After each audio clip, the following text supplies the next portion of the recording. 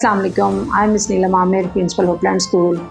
عید قرباں ہے تو آئیں اس بار جانور کی قربانی کے ساتھ ساتھ اپنی ضد، انا، حسد، نافقت اور بدگمانی کو بھی قربان کریں تاکہ ہمارے دل پاک اور صاف ہو جائیں، کیونکہ اللہ تعالیٰ فرماتا ہے کہ اس تک نہ ان کا گوشت پہنچتا ہے اور نہ ہی خون، بلکہ اس تک تمہاری پرہیزگاری پہنچتی ہے۔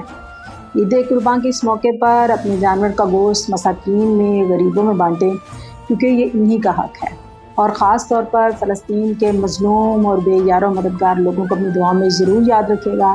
اللہ تعالیٰ اس عید کو ہمارے لیے بابرکت بنائے اور تمام امت مسلمہ کو اپنے حفظ و امان میں رکھے۔ میری طرف سے تمام امت مسلمہ کو عید الاضحیٰ کی خوشی مبارک۔